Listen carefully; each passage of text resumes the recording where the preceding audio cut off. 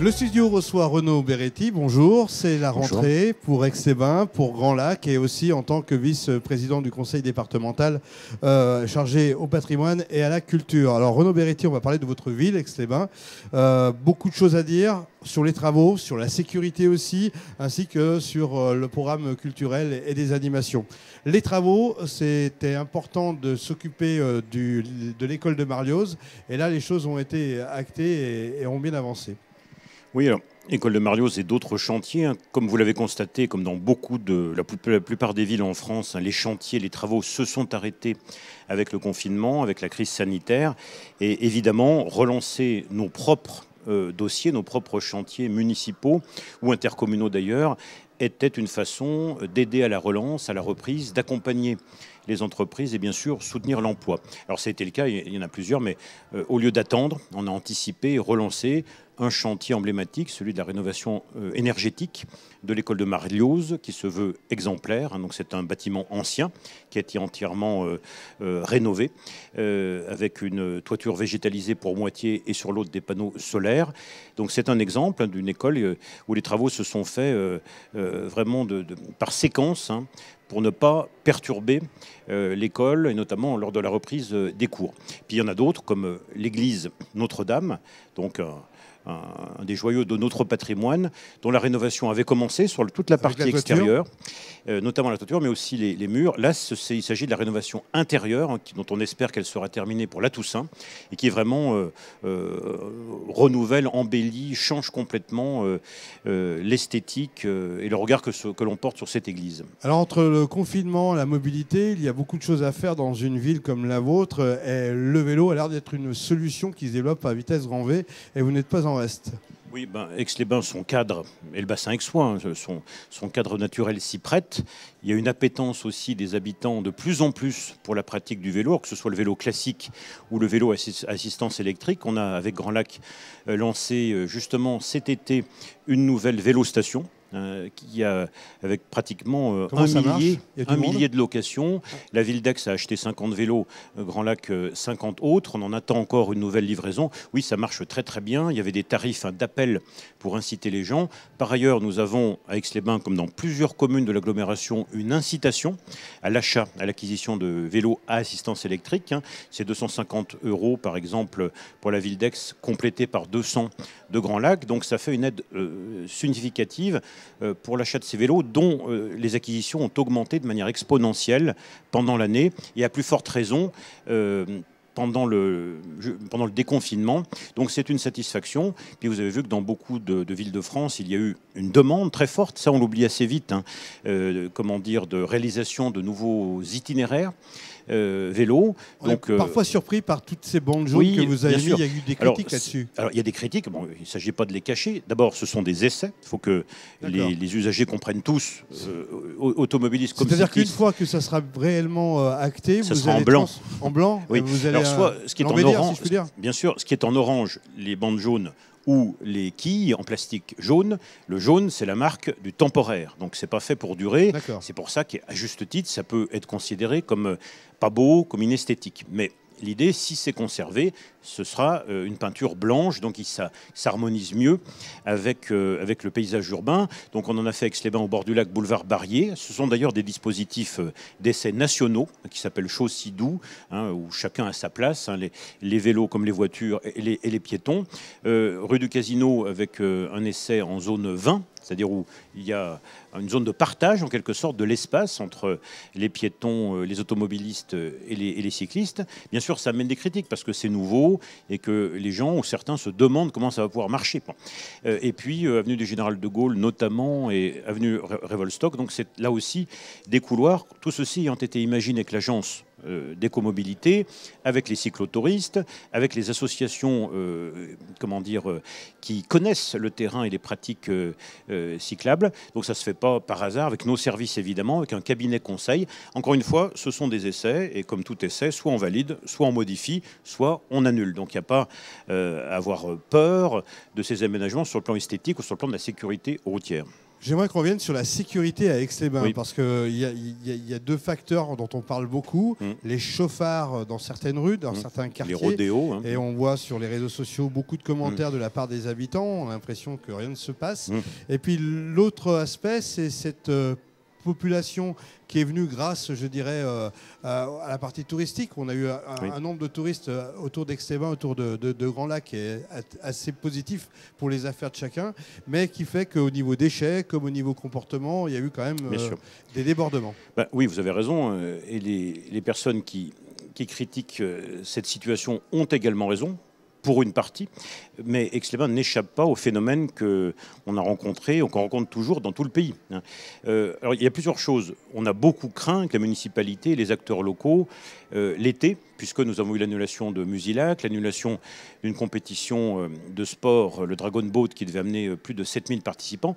Et donc les hôteliers, les hébergeurs, les commerçants ont été forcément impactés. Donc on craignait beaucoup cet été. Les casinos avaient fermé, les thermes également, les thermes Valvital et les thermes de Marlioz, qui ont repris, heureusement. Ils ont eu cette énergie de reprendre, mais évidemment avec une clientèle touristique moindre que les autres années. Les commerçants ont bataillé, les hôteliers ont essayé de trouver aussi des solutions pour faire venir du monde, et on a eu, ça a été la bonne surprise, beaucoup de monde à Aix-les-Bains, donc du monde des touristes. Vous savez que les Français ne sont pas partis à l'étranger, sont restés dans le pays, et notamment Aix-les-Bains, qui, entre la montagne, le lac, les plages et le patrimoine local, est une ville attractive. Ça veut dire que le label Aix-Riviera des Alpes commence à faire son effet ? Absolument. En tout cas, vous voyez, c'était une destination. Il y a eu aussi de nouveaux équipements lacustres sur la plage d'Aix-les-Bains qui ont bien marché. Bref, on a eu beaucoup de monde à Aix-les-Bains. Beaucoup disent d'ailleurs, je n'ai pas encore les chiffres, qu'on n'a jamais vu depuis bien longtemps autant de monde dans la ville. Alors ça, comment c'est le on côté gère positif. cette surpopulation, si je puis dire, à Aix-les-Bains ? Une population, donc je veux dire pour les hôteliers et les commerçants c'était important, pour les loueurs de meublés aussi. Bon. Donc ça c'était le point positif. Le côté négatif qu'on a observé, et beaucoup de maires ont fait cette même observation avec le déconfinement, il y a eu, je dirais, dans la population comme dans nos hôtes touristes, eh bien, des comportements nouveaux, massifs et comment dire, sonores. Donc des rodéos, c'est vrai, de voitures ou de deux roues, du bruit des deux roues, des rassemblements, des cris et une production de déchets avec des quantités que nous n'avions pas les autres années. Ça, c'est le constat comment négatif. Faire ? On ne peut pas mettre un policier municipal derrière chaque rodéo. Évidemment, évidemment.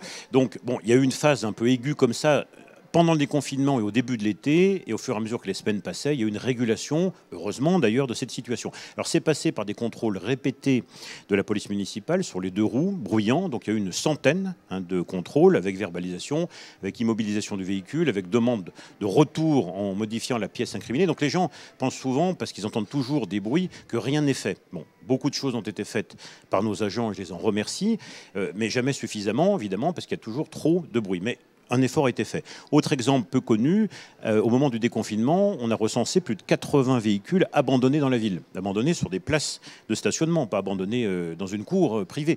Donc il a fallu mettre en fourrière tous ces véhicules en suivant la procédure légale, ce qui montre aussi que voilà, des personnes ont été précipitées dans une crise personnelle, familiale, sociale, et ont abandonné leur véhicule.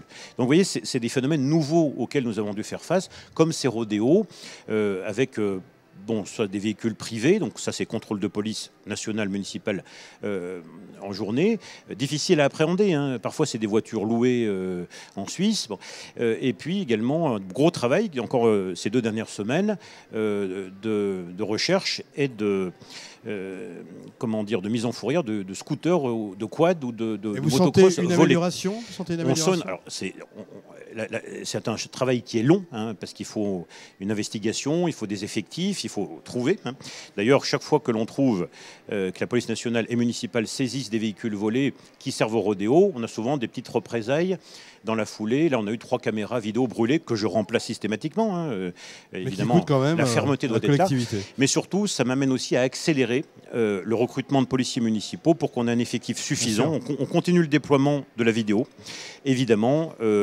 Mais je l'annonce depuis des années, mais ces phénomènes m'incitent à renforcer la volonté municipale d'avoir des équipes de nuit, parce que c'est la nuit où il se passe trop de choses et qu'on doit être en partenariat avec la police nationale pour faire face à ces phénomènes qui, eux, vont continuer, on le sait bien.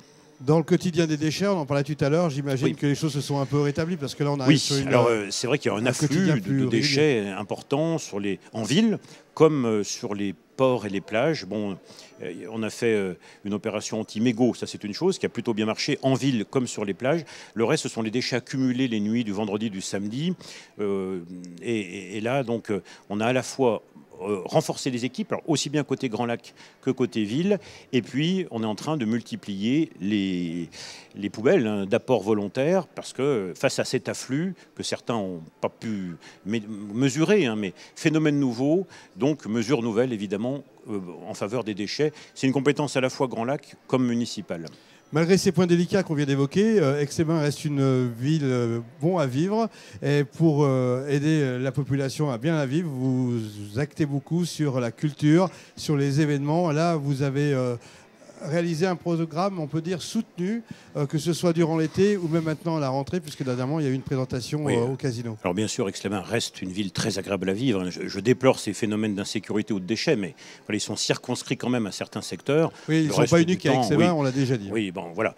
Aix-les-Bains est une ville propre et je remercie nos services. C'est une ville très bien fleurie, vous le savez, avec beaucoup de services publics de qualité.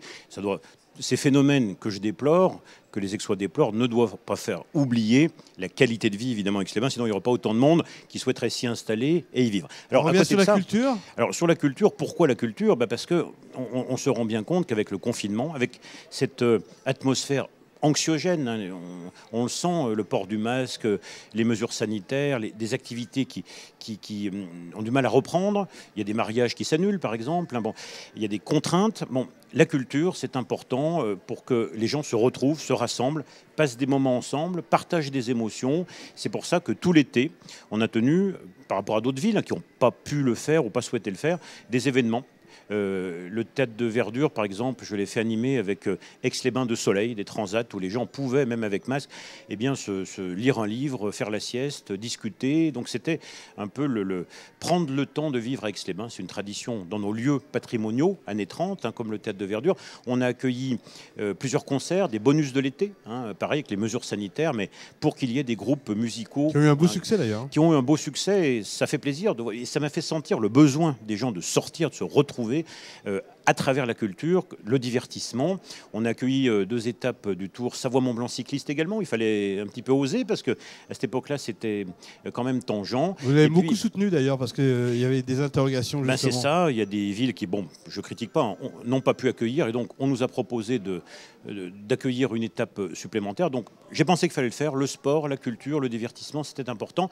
Pour aider le commerce aussi, on a fermé des rues à la circulation les vendredis soirs. C'était les vendredis festifs pour que les rues soient animées. Avec des groupes. Avec des groupes musicaux, des animations, pour faire venir du monde dans les rues. Et les commerçants ont pu soit vendre devant leur boutique, soit faire des grandes terrasses dans la rue. Tout comme j'avais permis le doublement des terrasses gratuitement aux restaurateurs, aux cafetiers, pour tenir le coup pendant cette période difficile.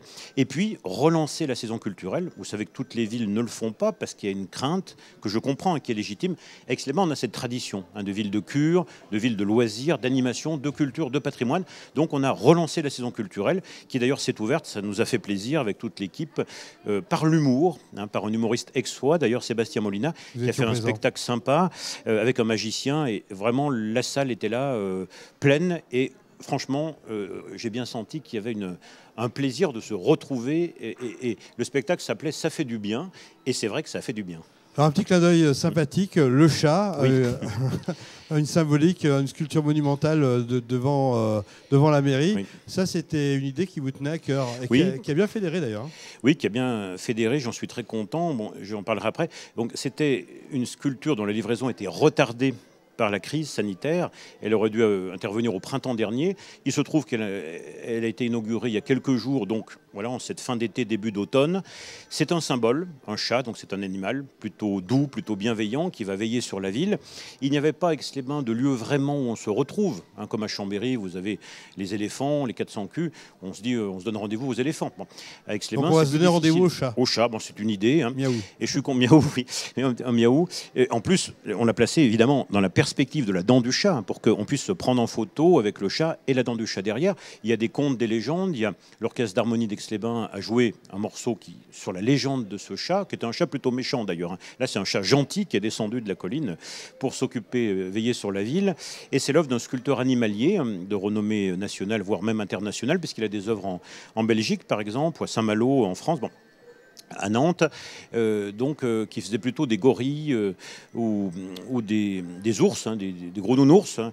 Là, c'est la première fois qu'il faisait un chat. Hein, le chat. Puis il y a aussi plusieurs ouvrages qui sont sortis, traduits en chinois, en allemand, en russe, en italien, sur la légende du chat, hein, et illustrés par différentes personnes, des dames illustratrices. Donc on est vraiment dans une année du chat, qui a rencontré un beau succès parce que c'est, comment dire, placé dans la ville, fait rentrer dans le patrimoine urbain de la ville une beauté, une esthétique dans laquelle tout le monde se retrouve, les enfants, les parents, les Aixois, les Savoyards comme les étrangers. Beaucoup de gens, d'ailleurs je suis très content, se font prendre en photo devant cette belle statue. Renaud Beretti, nous sommes sur la foire de Savoie, c'est la rentrée, l'économie c'est important, on a beaucoup de points d'interrogation avec les aléas de ce Covid-19. Quel est votre ressenti et comment vous pouvez défendre les intérêts, je dirais, des entreprises aixoises et de Grand Lac? Déjà pour Grand Lac, je n'en ai pas parlé, mais c'est comme pour la ville d'Aix-les-Bains, un certain nombre de chantiers ont repris. La liaison des Combaruches entre la zone d'activité aixoise et l'échangeur d'Aix-les-Bains Nord Grésy-sur-Aix, avec le développement sur Grésy d'une nouvelle zone d'activité. Donc c'est un gros chantier. C'est rare de nos jours que l'on crée vraiment une voirie en site propre. Combien d'entreprises, combien d'emplois vont être créés? Plusieurs centaines, c'est à définir, avec des entreprises qui n'existent encore pas sur site. Donc c'est faire venir en plus des entreprises, donc des emplois.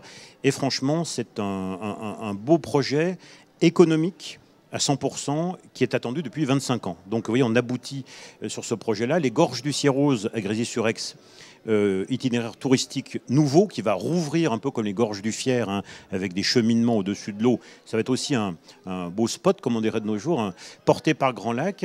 Le chantier des Biates, très important, un chantier environnementaliste, hein, pour mieux traiter les eaux avant rejet dans le lac du Bourget. C'est un gros chantier également dont on parle depuis des années qui va aboutir dans les prochaines semaines.